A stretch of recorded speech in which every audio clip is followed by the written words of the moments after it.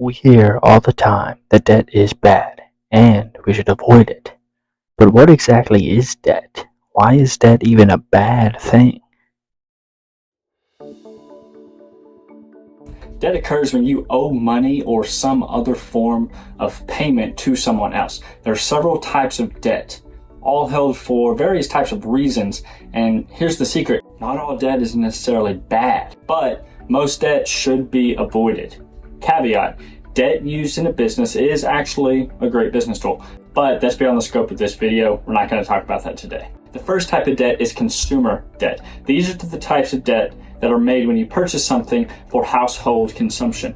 This is your credit card debt, whether it's Capital One or your Kohl's card. That is consumer debt. Once these debts are made, if they are not paid off completely within a certain amount of time, interest begins to accrue on that debt, and that's wherein the issue comes.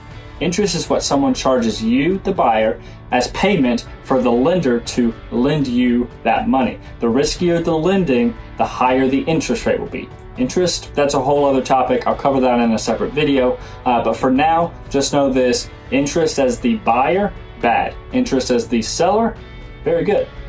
These consumer debt usually have high interest rates, like credit cards. They can range anywhere up to like 30-40% interest rates. That's insane. Avoid these debts at all costs unless you intend to pay them back before they charge interest. Or sometimes there are promotional loans that you can take advantage of.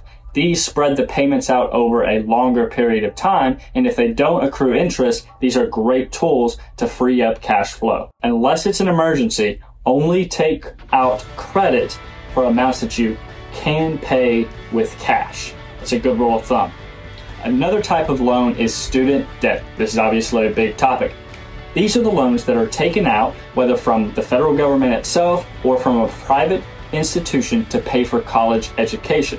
The thinking behind this is that a college education will allow you to make more money after college and thus be able to pay back those loans. This is only a light scam by the government. The problem with student debt is not the debt itself or the interest rate, but the fact that college is way too expensive and these loans are massive. Usually interest rates for these types of loans can range between about 4 and 10%, which is not as bad as consumer debt. Americans owe about $1.78 trillion in student loans. Many people have had their debt for years, and because of that, the interest has compounded and just built upon this already large loan amount that they have to repay. If you can't pay for college without debt, then that's okay. That's what I did. But be careful in how much you take out, and understand that if you do not finish school, or school does not help give you a high-paying job, you may be swimming in debt for a very long time. Finally, there are mortgages. These are humongous loans that are taken out to buy houses. This is the only good kind of personal debt to have. While interest rates fluctuate, and right now they're pretty high, the loan is backed by the property it is used to purchase. These loans last usually 15 or 30 years, so the amount of interest that will be paid out is very significant. Since a house is typically a good investment, as the value will go up and you can sell it in the end to recoup some of your cash in order to buy another house, and also because not many people are rich enough to buy a house straight up with cash, these types of debts are way more acceptable. The best bet, though, is to pay these mortgage loans as quickly as possible and to not take out more than you think you can reasonably pay off. Debt can be crushing both financially and mentally. Debt often comes with interest charges, which means you actually end up paying more than you borrowed originally. Paying more in interest leads to more restricted cash flow with each paycheck and limited financial freedom in your personal life. It may be difficult to cover emergency expenses or important events, leading to more debt that keeps building upon itself. The money used to pay off debt could have been allocated towards savings or investments that generate future returns. However, being burdened by debt limits your ability to build wealth and achieve long-term financial goals. This limit to your financial freedom will create financial stress and anxiety, especially when struggling to make timely payments.